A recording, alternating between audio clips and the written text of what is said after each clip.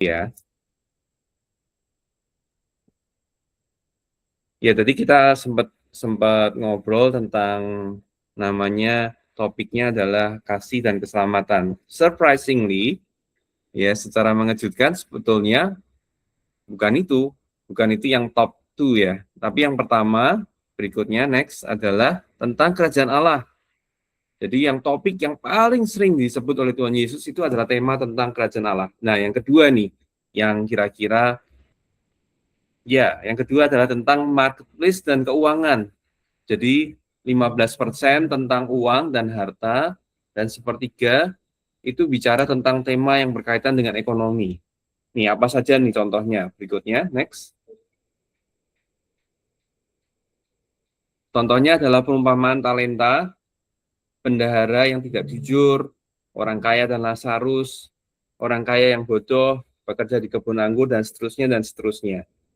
Jadi ini yang topik kedua. Jadi pertama kerajaan Allah, terus yang kedua tentang marketplace. Bahkan topik tentang kasih, topik tentang iman, topik tentang itu adalah nomor sekian sekian sekian berikutnya. Menarik ya.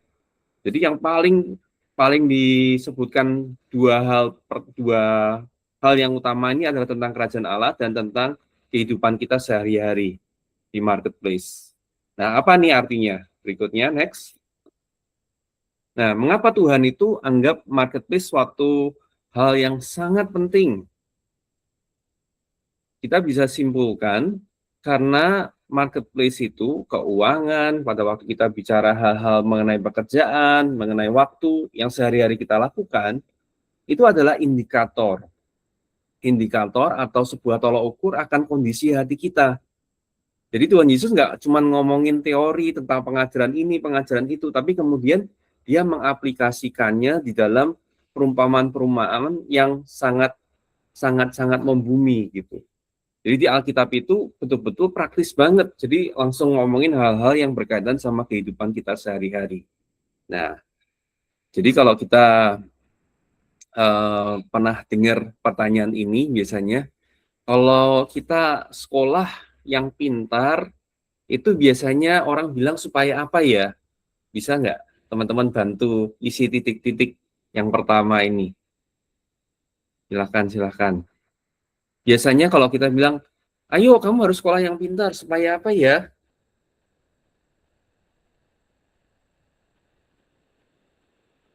Biasanya jawaban yang sering muncul apa kira-kira?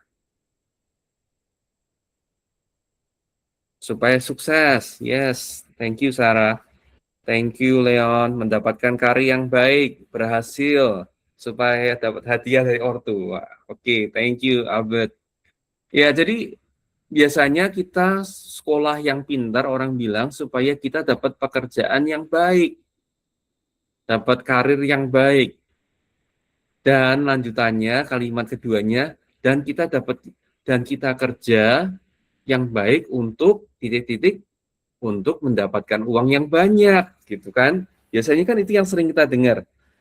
Kita sekolah buat apa? Kita sekolah buat kerja. Kita kerja buat apa? Kita kerja untuk dapat uang yang banyak. Nah, malam hari ini kita mau belajar bersama-sama, ngomongin soal masa depan. Mari kita sama-sama bedah mitos-mitos yang ada tentang pekerjaan. Saya percaya di sini teman-teman di sini sudah teman-teman yang siap untuk masuk di dalam marketplace kan? Betul ya? Di sini ada yang S2 kan? Ada yang S2 di sini? Sudah S2? Dengar-dengar dari Pastor Yosi katanya sudah S2 ya? S2 atau S3?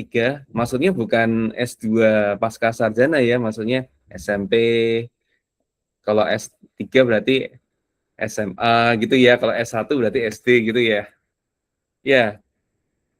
Nah, apa sih yang sering kita dengarkan? Next.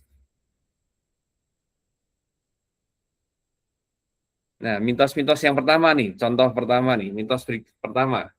Nah, biasanya kita bilang gini, temukan passion-nya dulu, baru kerja. Jadi, temukan kamu passion-mu di mana. Tapi kebenarannya adalah, next, temukan passion setelah kita setia menjalani cukup lama.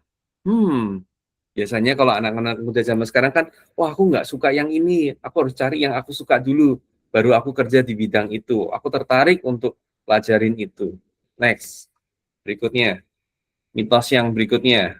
Oh, gaji tinggi itu adalah pekerjaan yang terbaik. Kita akan belajar kebenarannya. Next, gaji itu penting, ya. Koiman tidak mengatakan bahwa gaji itu tidak penting ya, tetapi bukan satu-satunya ukuran. Kesempatan belajar dan lingkungan yang sehat seringkali, saya garis bawahi, seringkali lebih penting. Mitos yang berikutnya. Next. Oh, saya harus tahu seluruh rencana hidup saya sekarang. Saya sekarang umur 15, saya bisa bayangin nanti saya masuk SMA di mana, universitas di mana, kuliah apa, jurusan apa, nanti kerjanya mulai dengan kerjaan apa, nanti beberapa tahun kemudian akan promosi, akan begini, dan akan masuk perusahaan mana. Seringkali idealisme kita seperti itu. Kita harus tahu semuanya dulu baru kita melangkah. Tapi kebenarannya adalah seringkali, next, kebenarannya adalah karena karir itu berkembang secara bertahap. Jadi kita nggak jadi pribadi yang maha tahu ternyata. Oh, saya bakal kemana nih 5 tahun, 10 tahun ke depan. Ternyata semuanya itu adalah sesuatu yang berkembang secara bertahap. Next, mitos yang berikutnya nih, yang luar biasa nih, yang nggak kalah seru. Nah, ini. Tadi kita ngomongin soal gaji ya, gaji yang tinggi. Nah, kebanyakan dari kita, saya percaya, Yutin, kadang-kadang sering dengar nih, bahwa pekerjaan itu hanya untuk mencari uang. Lalu biasanya memakai firman ini nih. Kejadian 3 ayat 17 mengatakan, lalu firman-Nya kepada manusia itu, Tuhan berfirman, karena engkau mendengarkan perkataan istrimu dan memakan dari buah pohon yang telah kuperintahkan kepadamu, jangan makan daripadanya. Maka terkutuklah tanah karena engkau. Dengan bersusah payah, engkau akan mencari rezekimu dari tanah seumur hidupmu. Hahaha, mungkin gitu ya. Tuhan nggak bilang hahaha, ya nggak ada. Nah, seringkali kita berpikir, itu kan berarti kerjaan itu adalah sebuah kutukan. Kalau kita disuruh milih, kita mendingan kita lebih suka main daripada kita bekerja. Nah, next, kita bisa belajar apa nih? Tapi jangan cepet-cepet nih, next. Tunggu dulu ya, pekerjaan adalah kutukan. Ya, mari kita pause dulu, mari kita buka poin berikutnya dulu, next. Nah, menariknya, di Kejadian 2 ayat 15, firman Tuhan juga berkata bahwa Tuhan Allah mengambil manusia itu dan menempatkannya dalam Taman Eden untuk mengusahakan dan memelihara taman itu. Teman-teman Yutin setuju nggak? Mengusahakan dan memelihara itu adalah sebuah pekerjaan. Setuju kan? Sebuah pekerjaan. Artinya adalah untuk membuat lebih baik, mengusahakan, dan menjaganya tetap baik. Itulah artinya. Nah, artinya apa? Next. Artinya pekerjaan itu sudah ada sebelum dosa masuk di Kejadian pasal 3. Kita baca Kejadian 2 ayat 15 yang merupakan satu pasal sebelumnya. Dengan kata lain kita bisa simpulkan bahwa pekerjaan itu adalah desainnya Tuhan, bukan sebuah hukuman karena dosa. Jadi keliru besar kalau kita berpikir, wah kita harus kerja nih, karena manusia yang pertama jatuh dalam dosa, terus kita kena kutuk, kita semua harus kerja mencari rezeki kita. Itu adalah salah satu miskonsepsi atau mitos yang sangat keliru tentang pekerjaan. Jadi desainnya Tuhan loh, Tuhan mau kita bekerja, bahkan sebelum manusia itu jatuh dalam dosa. Tuhan sudah memberikan pekerjaan. Nah, ini kenapa ini penting? Karena ini bicara soal masa depan. Next. Di Amsal 24 ayat 27, ada sebuah nasihat mengatakan begini, selesaikanlah pekerjaanmu di luar, siapkanlah itu bagimu di ladang, baru kemudian engkau mendirikan rumahmu. Ini nggak bicara soal hukum mutlak, kita harus punya kerjaan dulu, punya karir dulu, terus baru mikirin yang namanya membangun rumah tangga, atau masuk dalam pacaran yang serius begitu. Tapi ini adalah prinsip hikmat. Ini mengajarkan kepada kita untuk kita mempunyai namanya tanggung jawab sebelum komitmen. Dan itulah perencanaan hidup yang bijaksana.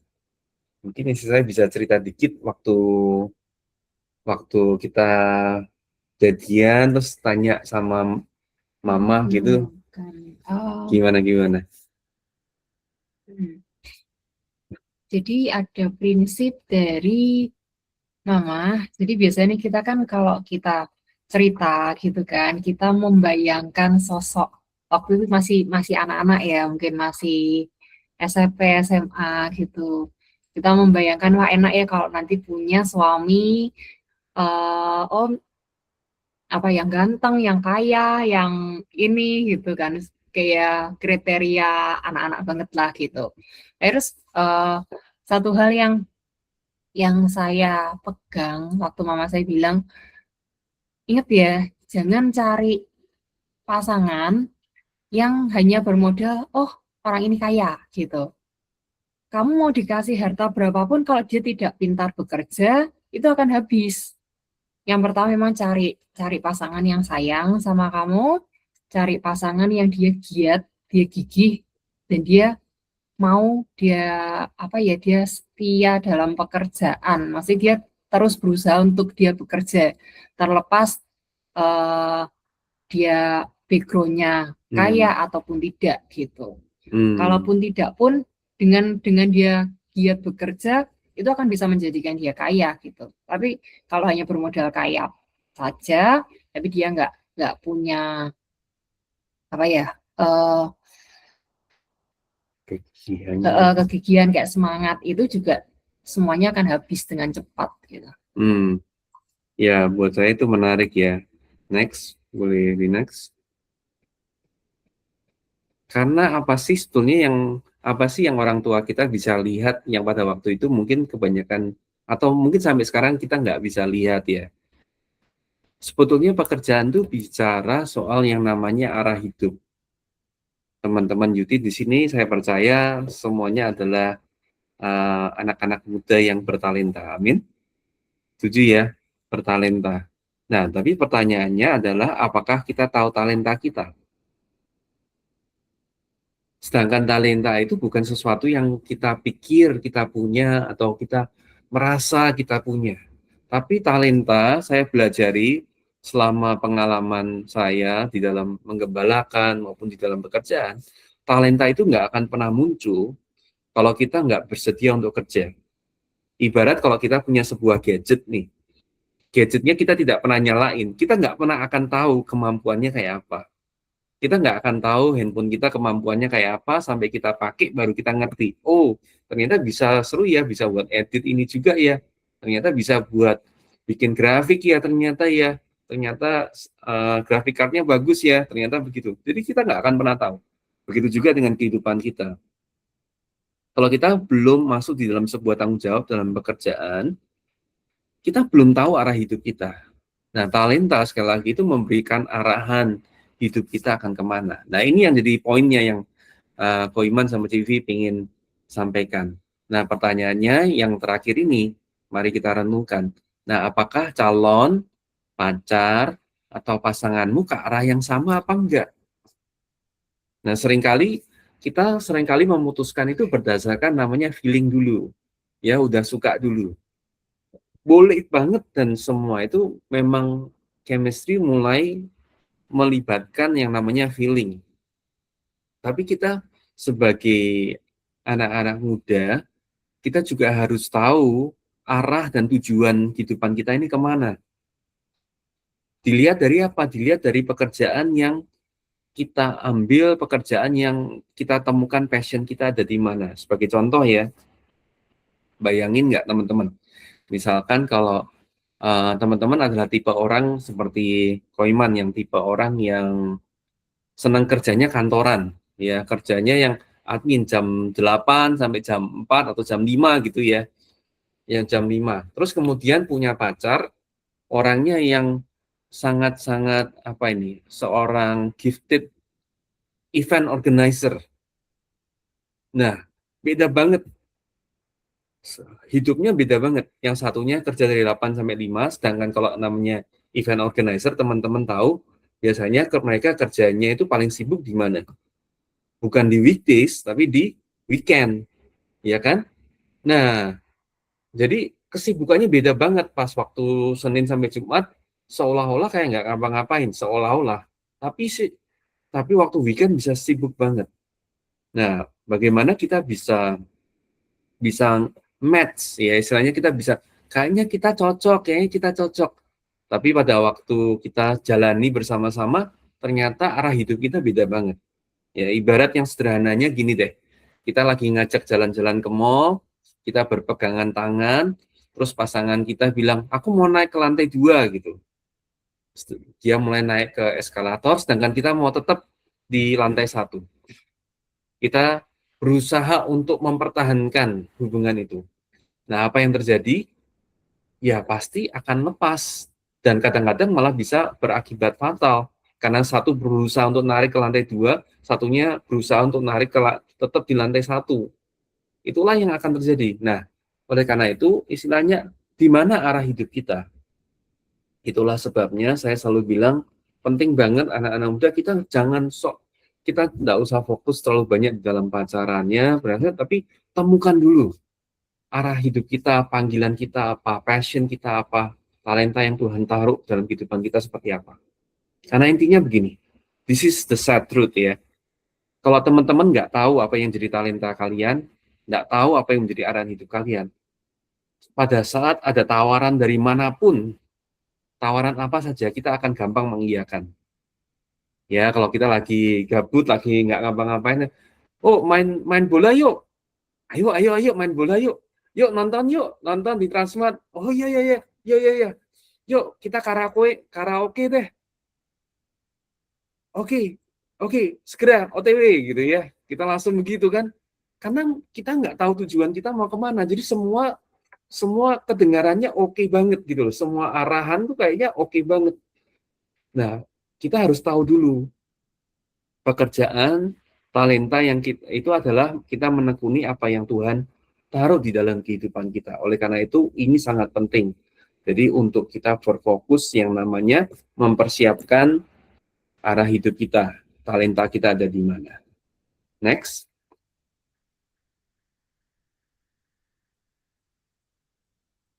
Nah, yang kedua nih, bicara soal tata kelola waktu nih. Ini hal yang nomor 2 yang penting banget nih.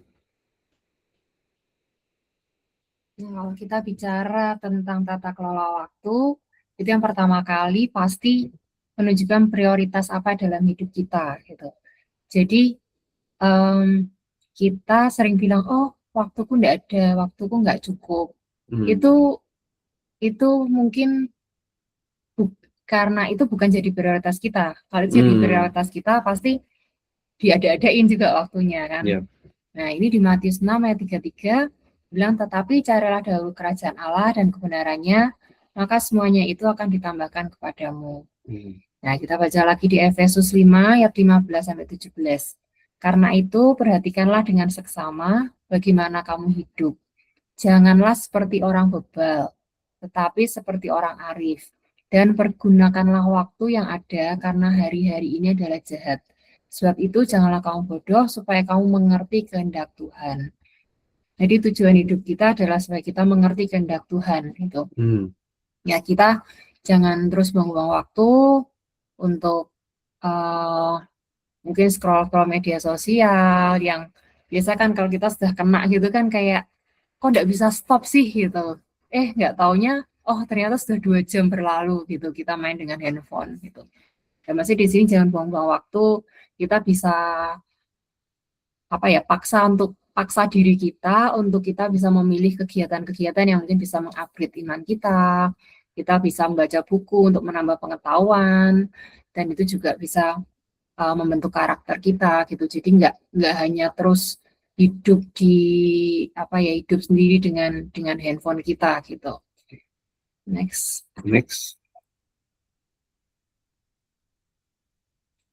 Nah, ini saya belajar dari seseorang yang menurut saya luar biasa. Dia pernah memberikan sebuah quote yang buat saya berkesan banget.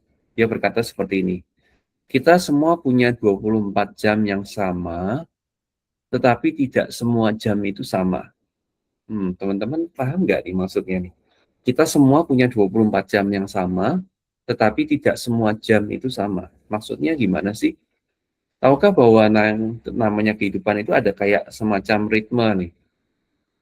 Kita sama-sama punya 24 jam, tapi kenapa ya ada orang tertentu dengan 24 jam hidupnya bisa produktif banget nih. Kita lihat hidupnya bisa kayak level up terus gitu ya, bisa elevate terus, bisa naik terus. Di sisi yang lain kayak ada orang-orang yang 24 jam yang sama cuman mager gitu. Kita juga inget loh, orang-orang yang jadi atlet yang luar biasa, mereka juga punya 24 jam yang sama. Tapi mereka mengerti prinsip ini bahwa tidak semua jam itu sama. Jadi teman-teman, kita harus tahu bahwa ada jam-jam di mana kita ini lebih produktif. Makanya pada waktu Tuhan Yesus memulai hari, dia selalu memulai hari dengan dia bersaat teduh. Nah, tahu nggak bersaat teduh itu di jam berapa? Bukan jam 3 sore, bukan jam 7 malam, tapi di pagi-pagi hari benar. Nah, pernah nggak mikir kenapa kok harus di pagi-pagi hari? Coba untuk kita renungkan deh. Berapa banyak dari teman-teman di sini yang sekolah masuknya jam 2 siang? Jarang kan? Yang kita tahu masuk sekolah itu ya jam 6, jam 7, setengah 8 itu sudah siang banget, bener nggak?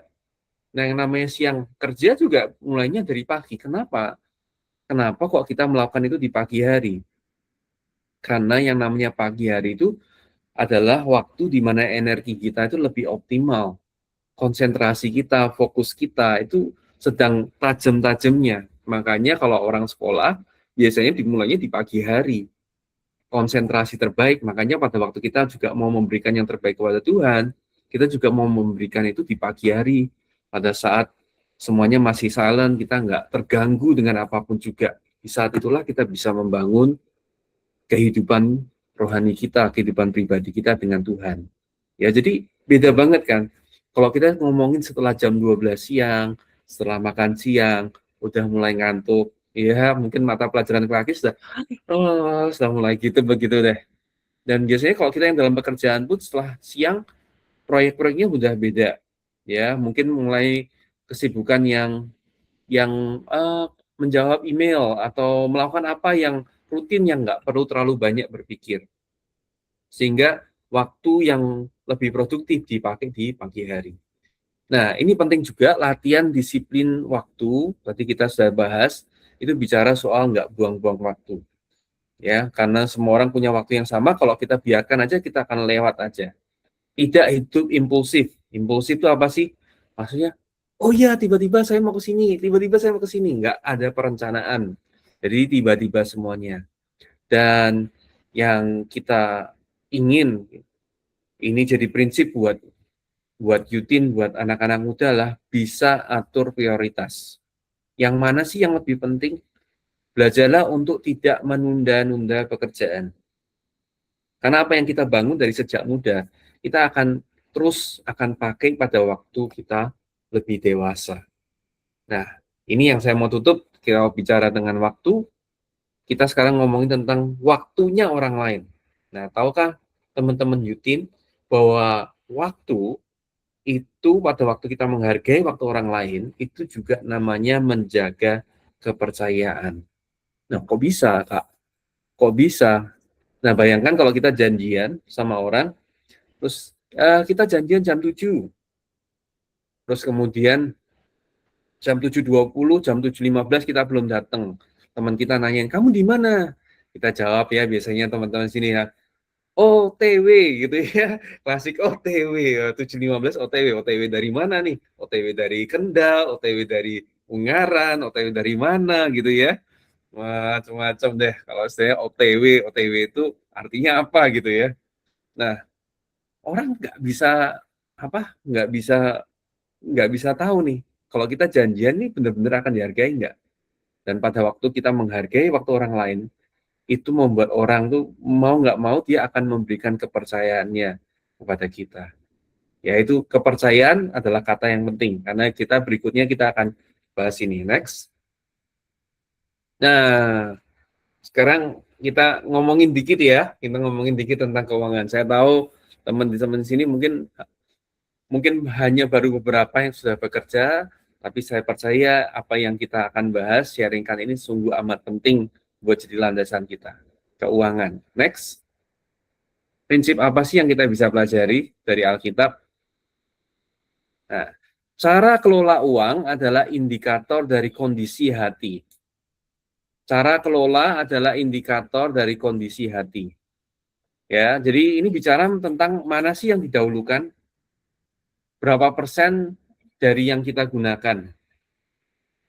Apa sih berapa yang kita bisa gunakan?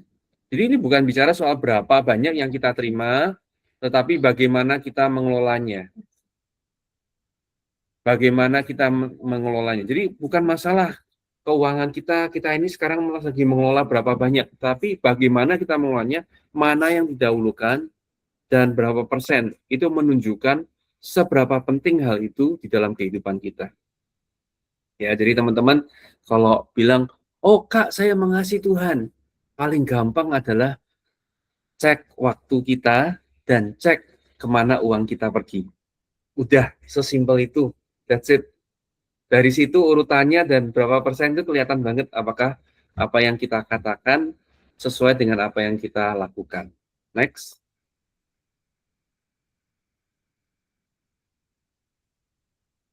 Nah, ini. Prinsip dalam keuangan adalah kita harus belajar setia dengan mamon yang tidak jujur. Karena pada dasarnya uang itu memberikan kepada kita yang namanya faktor kepercayaan. Dan saya mau katakan bahwa kepercayaan, teman-teman, itu jauh lebih berharga dari hal-hal materi apapun yang kita bisa sentuh. Jadi kita harus belajar bahwa kepercayaan nilai itu lebih berharga daripada jumlah uang atau jumlah harta yang kita pegang saat ini. Karena begini, ada sebuah quote yang sangat bagus pernah disampaikan Pastor Jeffrey, dia berkata begini, jangan kejar apa yang bisa datang dengan sendirinya. Jangan kejar apa yang bisa datang dengan sendirinya. Apa sih maksudnya, Kak? Banyak orang mati-matian nih. Saya mau sekolah yang pintar, nih. Ya seperti tadi ya, sekolah yang pintar, sekolah yang tinggi, kalau bisa keluar negeri, keluar planet, gitulah, keluar galaksi, gitulah. Pokoknya supaya pintar, supaya punya skill gitu. Tapi masalahnya dia nggak membangun nilai, yaitu dia nggak setia dengan apa yang dipercayakan. Akhirnya apa? Pada saat orang nggak percaya, walaupun kita punya skill yang luar biasa, kita akan sulit untuk mendapat promosi. Sedangkan orang-orang yang bisa dipercaya, walaupun dalam tanda kutip, mungkin dia tidak sekolahnya tidak seakademik seperti teman yang lain, mungkin dia ada kekurangan sana sini, tapi kepercayaan adalah sesuatu yang sangat amat mahal. Next. Nah, prinsip keuangan. Oh, ini sangat-sangat penting ya. Sangat-sangat penting. Jadi bagaimana sih kita harus membangunnya dari sejak kita masih muda nih. Ya, dari kita ngomongin uang jajan yang mungkin diberikan sama orang tua kita. Bangunlah ini. Bangun yang namanya rasa cukup atau namanya contentment. Artinya, sederhananya adalah pengeluaran jangan lebih besar dari pendapatan. Ya, hukum ke-10 dalam hukum Taurat itu dikatakan jangan membandingkan diri dan jangan mengingini apa yang jadi milik orang lain. Ya, biasanya kita sering impulsive spending itu karena kita cenderung untuk melihat orang lain dan kita membandingkan, kok temanku sudah punya ini ya, kok aku belum ya, kok dia sudah jalan-jalan di sini ya, kok dia sudah posting di tempat ini ya, aku belum ya. Sehingga itu yang membuat kita akhirnya melakukan hanya untuk supaya orang lain impress dengan kita. Wow, kamu sudah ke situ ya, kamu sudah melakukan ini ya, gitu ya. Jadi kita berusaha untuk supaya orang lain kagum. Nah, belajarlah untuk dari sejak muda untuk memiliki margin. Margin itu artinya ruang sisa. Katakanlah kalau kita terima 10, jangan dihabiskan semua, tapi punya margin untuk apa? Ada beberapa hal, untuk dua hal. Untuk menabur. Menabur itu bicara soal kemurahan hati. Itu bicara menabur, memberikan untuk orang, untuk kepentingan-kepentingan di luar diri kita sendiri. Itu namanya menabur, di luar. Sedangkan berinvestasi bicara tentang menabur untuk diri kita sendiri. Ya, untuk sesuatu yang jangka panjang. Pertanyaannya sederhananya begini, kalau semuanya habis dimakan, habis nih, bagaimana kita bisa punya benih untuk kita tabur? Bagaimana kita bisa bertambah besar, bertambah banyak untuk di masa depan? Itu yang perlu kita renungkan. Yang kedua, next. Nah, apa yang terjadi kalau sampai ada namanya kasus utang? Utang itu sama dengan terjadi pada saat pengeluaran lebih besar dari pemasukan. Next. Nah, saya mau jujur sama teman-teman di sini, prinsipnya kita tidak boleh berutang, ya. Prinsipnya kita harus belajar untuk mencukupi dengan yang ada. Tapi saya mau katakan secara realita, kadang-kadang hal ini menjadi sesuatu yang tidak terhindarkan. Ya, ada begitu banyak alasan, ada banyak cases-cases. Sekali lagi, ini bukan sesuatu yang ideal ya teman-teman ya. Nah, pertanyaannya yang harus ditanyakan berikutnya adalah begini, hutangnya itu untuk apa? Sesuatu yang produktif atau sesuatu yang konsumtif? Maksudnya apa, Kak? Konsumtif itu sesuatu yang kita habiskan untuk kita nikmati saat ini. Kalau produktif adalah sesuatu yang kita bayar untuk bisa menghasilkan sesuatu yang lain. Contohnya, kalau kita hanya beli untuk diri kita sendiri, kita beli handphone baru nih, kita hutang. Nah, itu namanya hutangnya konsumtif. Karena handphone ini tidak bisa menghasilkan pendapatan dari handphone ini. Nah, kecuali kalau handphonenya kita pakai nih untuk kita bikin platform sosial media, terus kita bikin advertising. Nah, itu menjadi sesuatu yang produktif. Ya, pertama kita harus tanya dulu nih, bedain dulu nih, produktif atau konsumtif. Next. Nah, sekali lagi ya, hutang adalah pengeluaran lebih besar dari pemasukan. Kadang tidak terhindarkan, tapi sekali lagi saya mau garis bawahi, saya mau kasih apa bold, jelas bilang tidak ideal. Ya, tidak ideal, bukan itu yang harus kita lakukan. Nah, apa yang firman Tuhan jelas jelas kita harus lakukan kalau kita ada di dalam posisi kita berhutang. Nih, kita ngomongin, Kak, saya kan belum punya utang, saya kerja aja belum gitu. Ngapain kita ngomongin tentang ini gitu?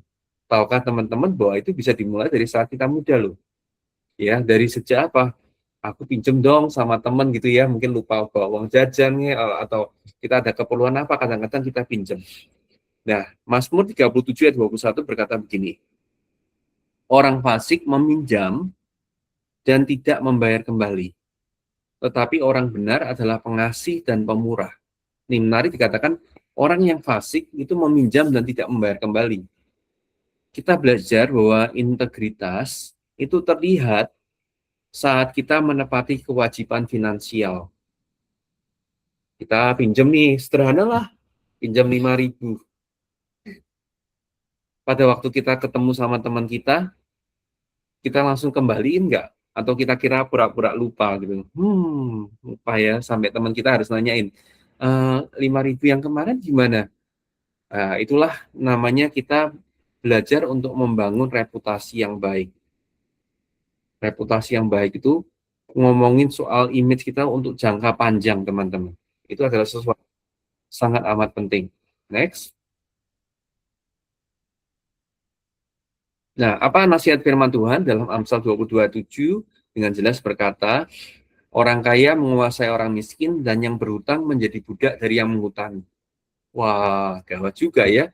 Kalau yang berhutang menjadi budak, berarti kita harus segera menyelesaikan. Firman Tuhan katakan gini. Artinya gini, Jangan sampai kita ini harus diingetin dulu, harus di DM dulu, inget ya 5.000-nya ya gitu ya, besok itu ya, sampai diingetin.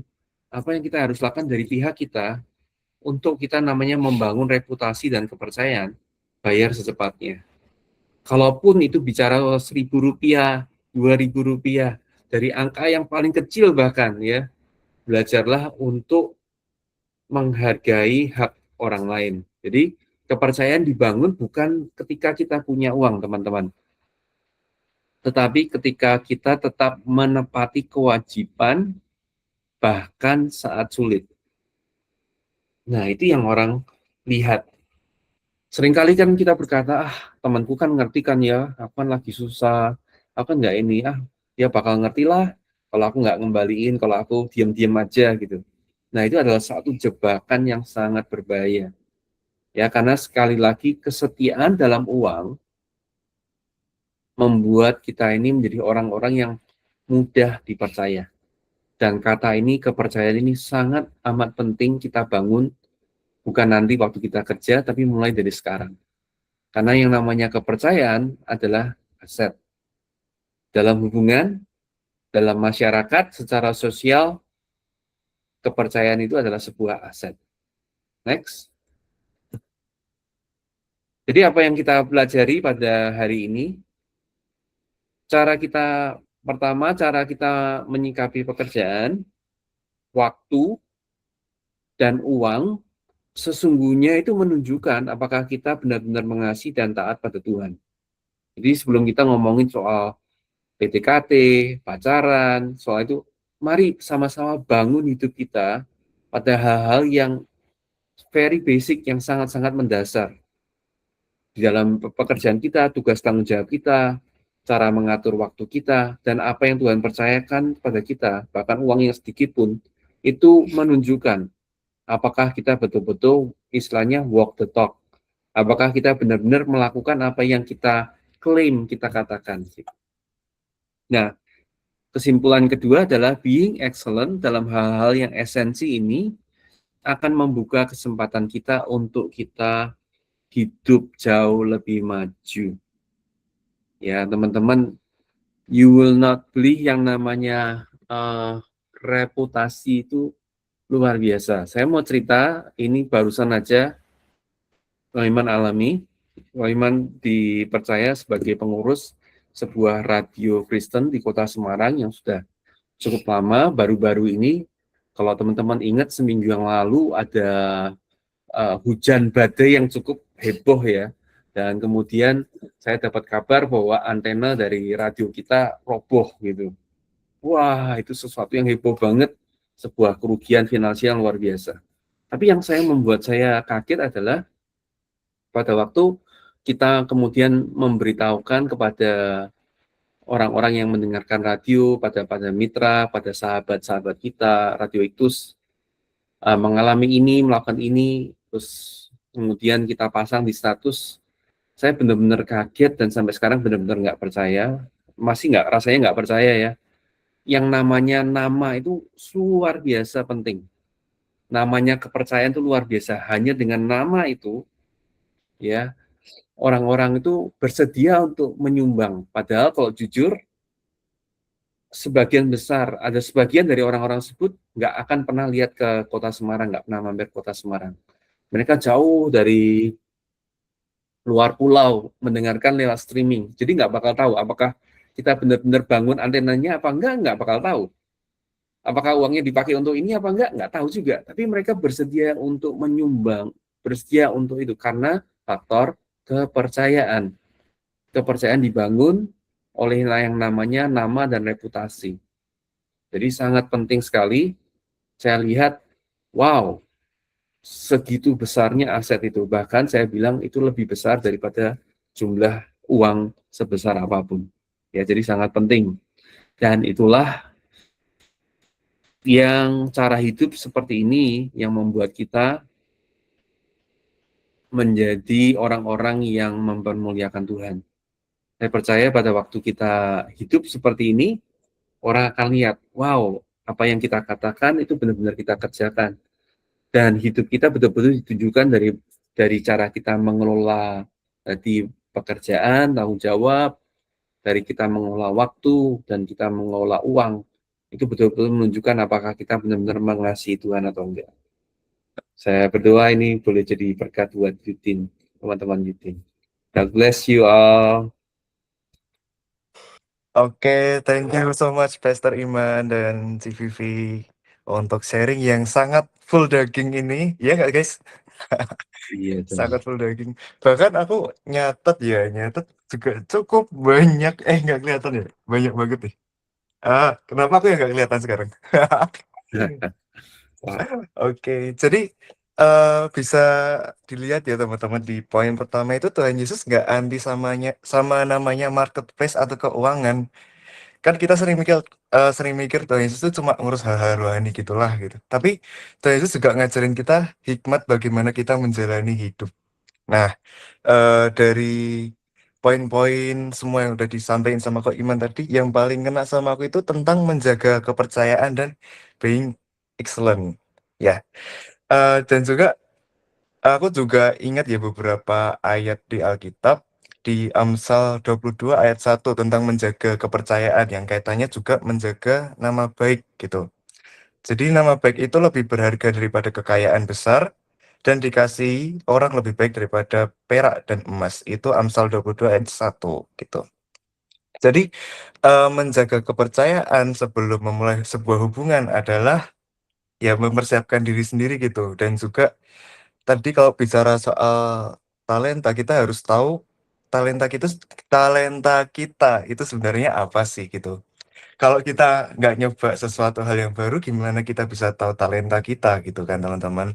Kalau kita misal ditantang untuk sesuatu hal, misal kita kerja yang sebenarnya bukan major kita, bukan mayor kita, bukan bidang kita.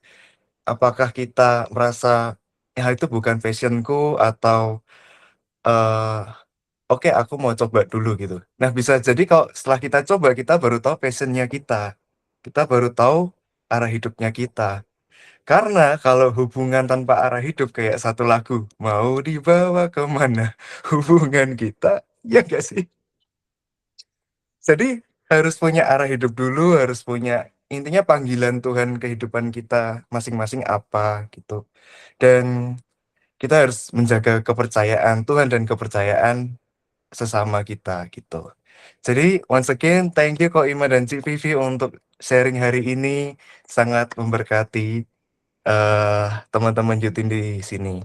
Nah, sesi selanjutnya nih guys tadi kan soal keuangan dan lain-lain gitu ya. Ada yang mau tanya nggak?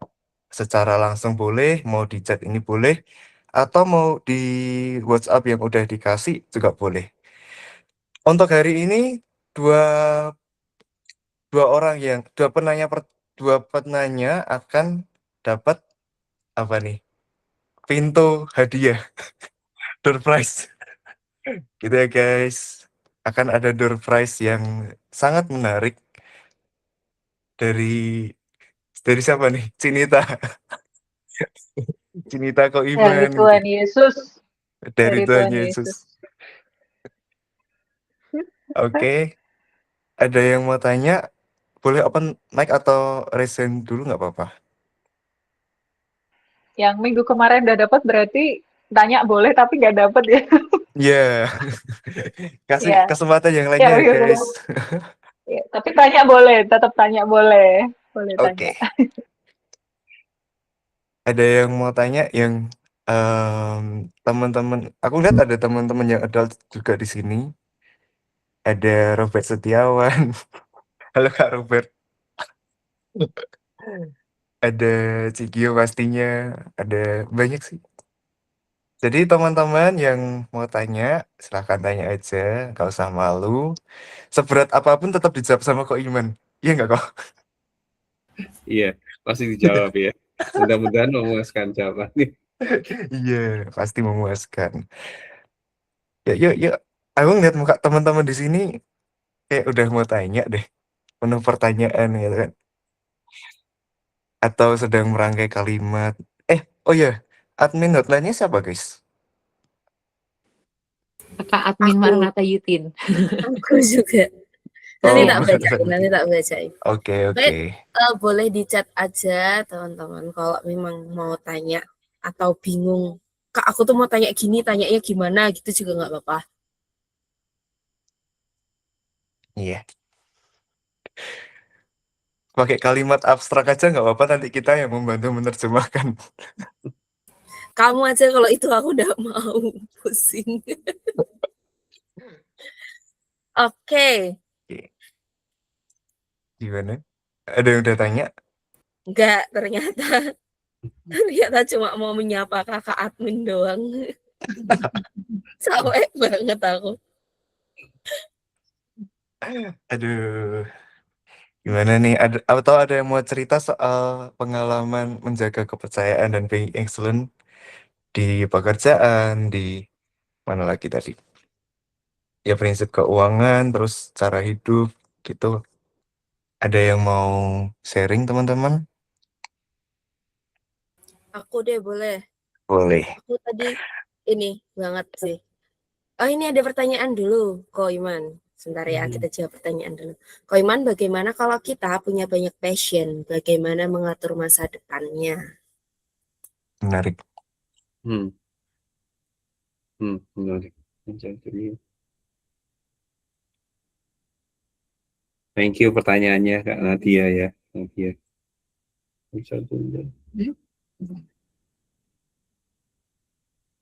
Ini sepertinya kondisi masih bingung dia. Kondisi masih bingung dia mau punya passion.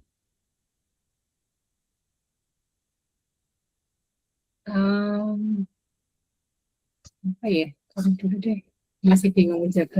Oke, punya banyak passion itu bukan hal yang negatif ya. Jadi passion itu menunjukkan kita hidup kan pasti kan. Kalau punya passion kan kita pasti punya hidup ya.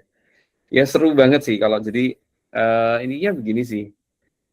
Explore, kita coba dan kita setia gitu loh. Jadi passion ini hal yang positif, hal yang baik. Ya, jadi kita harus kembangkan apakah ini passion yang betul-betul murni, kita harus uji dengan waktu. Ya, jadi ada passion yang muncul sebetulnya bukan passion, tapi sebetulnya karena apa ya, euforia gitu ya. Ada juga euforia. Wah, lagi trennya ini atau lagi lihat teman ini ya. Kita harus bedakan. Jadi kalau ya, dia bilang gimana kalau kita punya passion, saran saya itu hal yang baik. Kita belajar untuk uji dengan waktu, uji dengan pengalaman, dan juga yang terbaik tentunya juga mendengarkan dari komunitas kita, dari komunitas home kita, dari kakak-kakak kita. Karena apa yang kita anggap passion, apa yang itu orang lain bisa bisa bilang, oh itu bukan talentamu, itu bukan inimu gitu ya. Jadi kita harus belajar untuk mendengarkan. Kalau teman-teman sering itu ya ikut nonton yang pencarian bakat itu yang apa tuh yang American Idol atau yang American Got Talent gitu kan, ada sesi yang biasanya yang lucu-lucu ya, di mana orang merasa, passionku memang nyanyi nih, passionku memang nyanyi. Tapi begitu dia buka suara langsung, wah, gitu, gitu ya. Ya, kan kasihan banget gitu kalau nggak ada orang yang di dalam hidupnya yang kita mau buka ya. Jadi kita harus belajar untuk mau buka telinga kita, mau buka hati kita untuk juga mendengarkan. Sangat penting untuk tidak melakukan segalanya itu sendirian gitu. Ya, Nah, aku mau nambahin kalau kamu merasa oh passionku ini gitu, kamu lakuin aja apa yang kamu suka. Yang penting apa ya, pada saat kita melangkah, pada saat kita bergerak tuh Tuhan akan membukakan satu-satu, oh kayak passionku ini, tapi ternyata bukan. Nanti apa ya, aku percaya Tuhan tuh akan ngarahin kita ke arah yang tepat gitu loh. Asal kita nih enggak cuman diem, aku merasa passionku ini tapi kita enggak melakukan apapun gitu. Enggak apa-apa, cobain aja satu-satu. Yang penting kita melangkah, kita berani nyoba, kita terus bergerak. Nah, di situ Tuhan pasti akan bukakan jalan, pasti akan membawa kita untuk ketemu dengan orang-orang yang baru, dengan ini sampai akhirnya nanti kita akan semakin mengerucut gitu loh. Oh, ternyata endingnya ke sini ya gitu. Ya.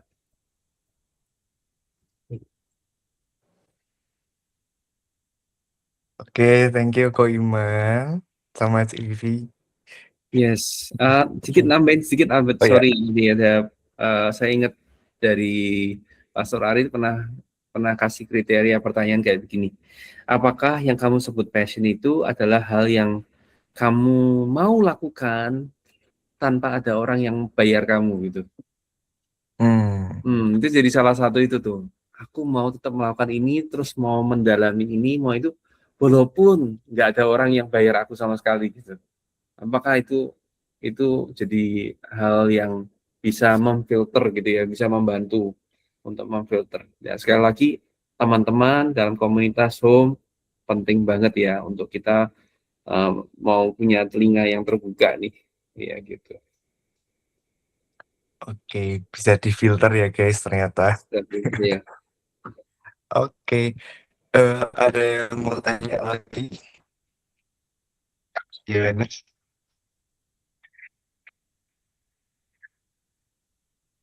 Oh, barusan aku terlintas gini sih kok, kan kita sebagai Gen Z nih ya, suka scrolling-scrolling.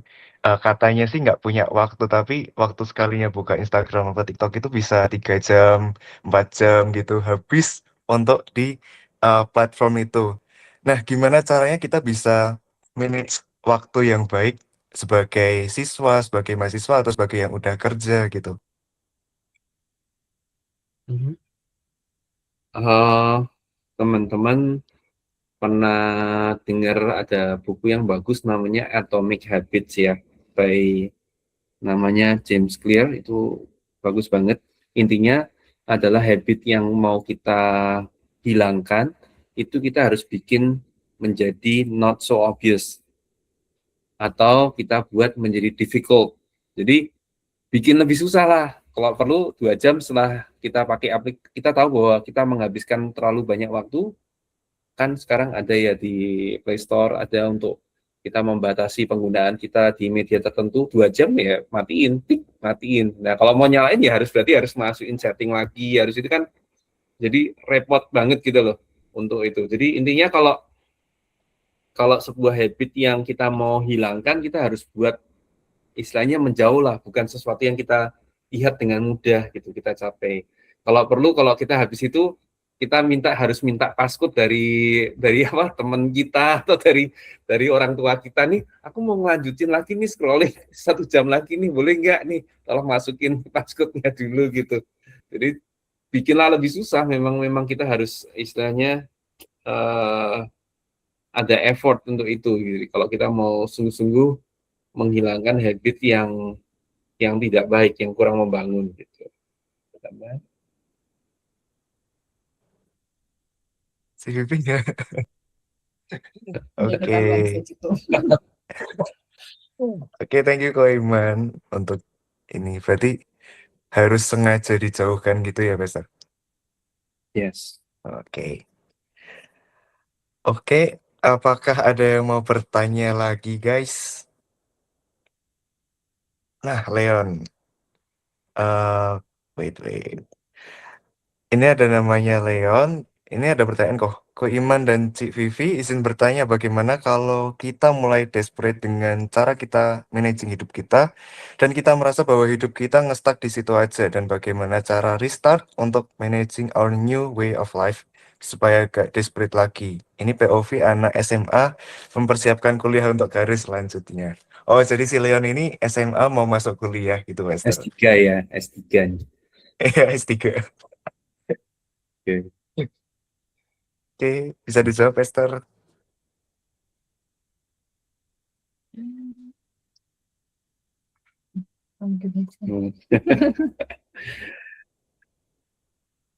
Boleh tahu nggak maksudnya desperate-nya, maksudnya karena hasilnya kurang kurang memuaskan atau bagaimana ya maksudnya desperate ini ya? Mungkin maksudnya itu ya, Leon ya. Maksudnya apa nih? Bisa bisa dibantu nggak supaya kita lebih paham pertanyaannya?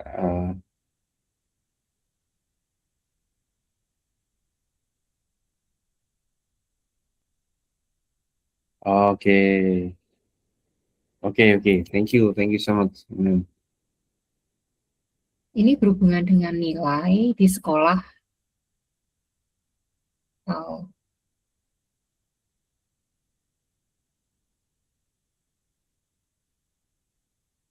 hmm, oke. Oke, kayak persiapan ya. Oke. Ini jadi masalah goal sama masalah persiapan ya. Saya ingat ada satu quote yang bagus dari James juga, dia bilang gini, kita itu tidak naik kepada visi kita atau goal kita, tapi kita cenderung jatuh pada sistem kita, apa yang kita lakukan setiap hari. Jadi kalau kita nggak suka dengan apa yang jadi hasilnya, ya kita harus rubah sistemnya, bukan rubah goalnya. Goalnya baik, goalnya pengen IELTS-nya mungkin skor tertentu gitu. Nah, tapi kita harus rubah nih. Kita menyadari bahwa ada hal yang kita rubah. Nah, disinilah kita ini masalah kuliah juga bimbang. Nah, masalah kuliah bimbang ini kita juga ini nih apa ya? Kita belajar hmm,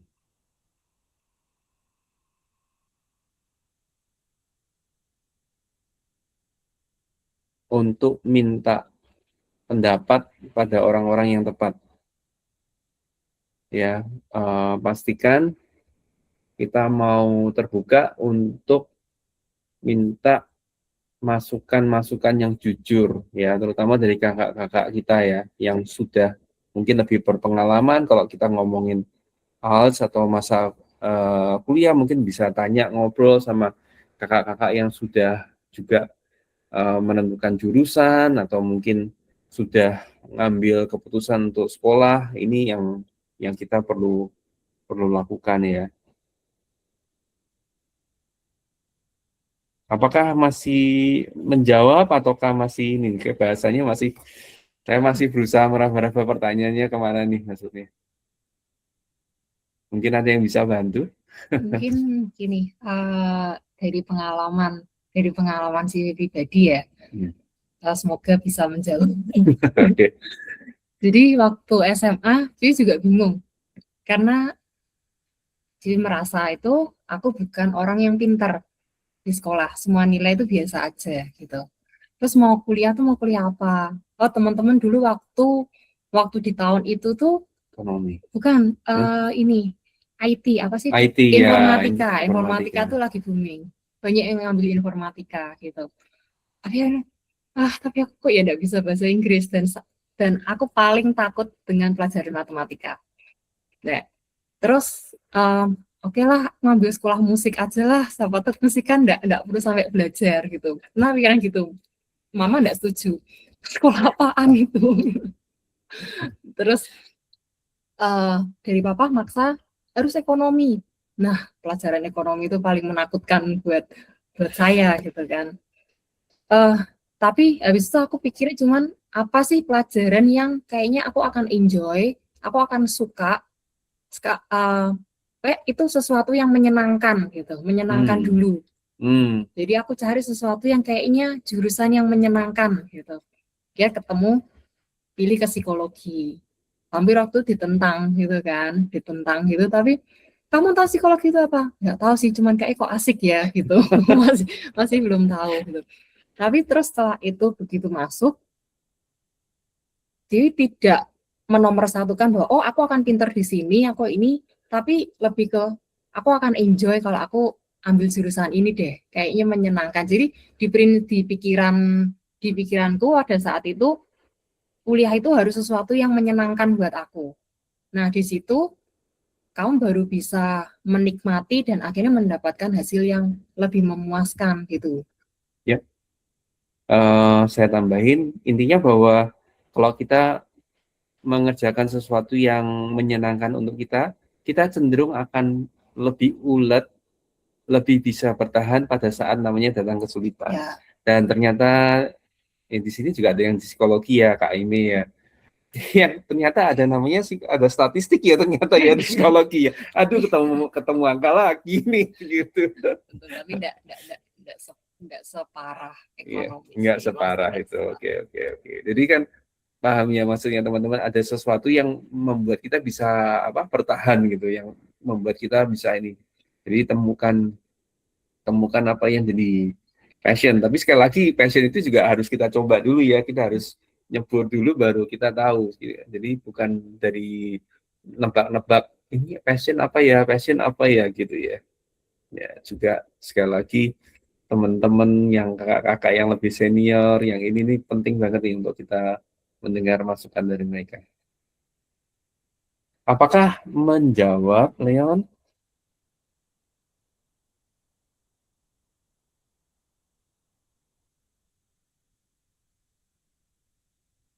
Oke, sharingnya membantu. Ini nilai IELTS-nya untuk berarti punya ini untuk rencana ke luar negeri ya, maksudnya ya kalian ya. Wah, amin. Iya.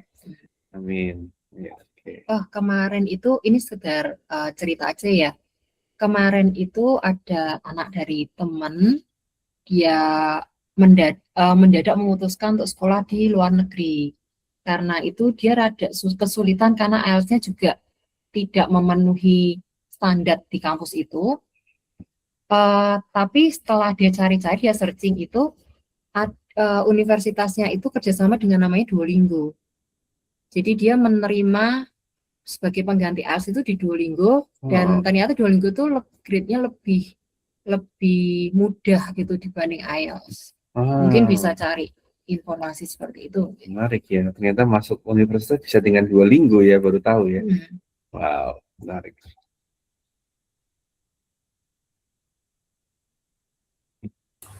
Iya, dan simulasi tesnya nggak yang sesusah itu kok. Dan dia udah kerja sama beberapa universitas ternama juga. Jadi ya itu teman-teman. Ternyata sekarang nggak cuma IELTS, nggak cuma TOEFL kok. Tapi juga kalau teman-teman nggak bisa IELTS, ini apa namanya, TOEFL IBT itu lebih lebih simple, bukan lebih simple ya, lebih enak belajarnya. Nah, tapi depends on. Itu. Ada macam-macam kok, tenang aja. Thank you. Ya, thank you, Master. Thank you, teman-teman yang udah bertanya juga. Kalau aku lihat sih, di jamku udah 21.26. Nggak tahu di jam teman-teman berapa. Sama lah ya, sama-sama. Oke. Indonesia Timur. Jadi udah cukup malam nih guys, dan besok pastinya banyak kesibukan. Dan once again thank you Pastor Iman dan Sun Pastor Vivi untuk sharingnya hari ini, sangat-sangat memberkati. Yang terberkati boleh kasih react-nya guys. Oke. Wow. Terberkati semua ya. Terberkati semua. Ya. Jadi FS hari ini sudah selesai teman-teman, dan Ko Iman bisa pimpin kita dalam doa untuk menutup FS kita hari ini. Oke, mari kita berdoa ya. Tuhan, kami menyerahkan masa depan kami dalam tangan-Mu. Kami mengucap syukur Tuhan kalau Engkau bukan hanya mengingini kami punya masa depan yang cerah, tapi Engkau memberikan guidance, memberikan tuntunan, bahkan Engkau sendiri menuntun setiap kami Tuhan. Kami berdoa setiap dari kami yang sedang bergumul untuk membangun kebiasaan yang baik Tuhan, untuk kami belajar untuk semakin dapat dipercaya. Kami berdoa Tuhan bukan karena kemampuan kami sendiri Tuhan, kami berdoa Tuhan karena Roh-Mu yang memampukan setiap kami Tuhan.